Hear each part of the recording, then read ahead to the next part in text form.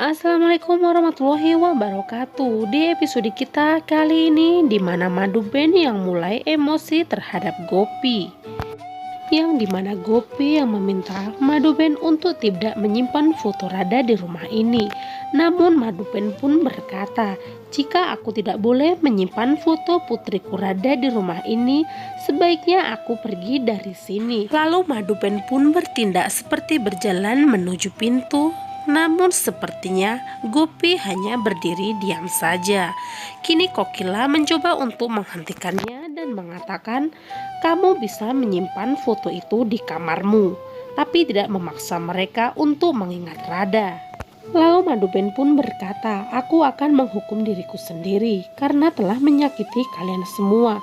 Dan kini Madu Ben pun mulai menginjakan pecahan kaca itu dan melukai kakinya sehingga membuat kakinya pun telah berdarah.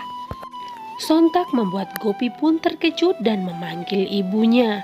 Kini Gopi pun mencoba untuk menghentikan Madu Ben, tapi sayangnya Madu Ben pun sudah terlanjur menginjak kaca itu sehingga membuat kakinya pun terluka parah. Dan setelah itu Gopi pun mencoba untuk membawa Madu Ben pergi ke kamarnya untuk beristirahat. Namun apa yang terjadi setelah kepergian Gopi? Ternyata Madu Ben pun berpikir jika dirinya berada di sisi Gopi, maka Gopi akan selamanya membela dirinya dan akan menghukum Kokila. Dan Madu Ben pun berjanji akan membalas perbuatan keluarga Modi terhadap putrinya Radha. Keesokan harinya, Kokila yang mendapat telepon dari Vidya di pagi buta.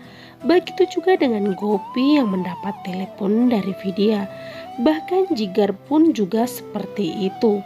Mereka semua pun bertemu di aula dengan secara tiba-tiba dan mengejutkan, dan berpikir mengapa Vidya menelpon mereka di pagi buta.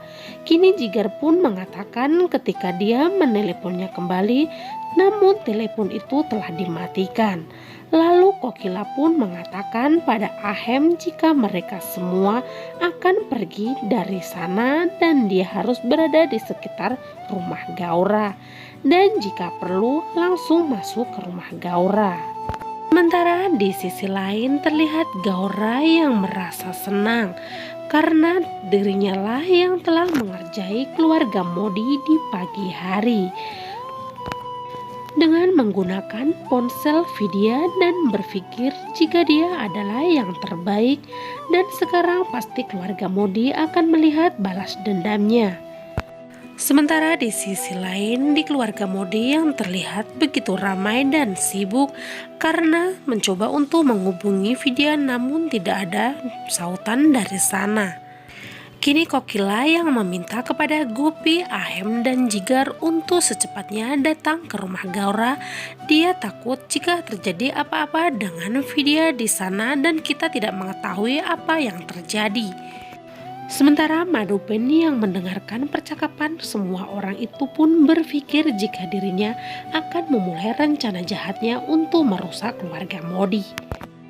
Sesaat kemudian keluarga Gopi pun telah sampai di rumah Gaura, di mana saat itu Vidya yang membuka pintu pun begitu terkejut saat melihat semua orang telah berada di depan rumah itu.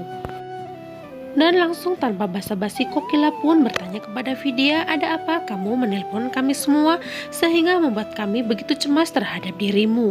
Namun Vidya pun yang ditanya begitu bingung dengan apa yang dipertanyakan terhadap Kokila.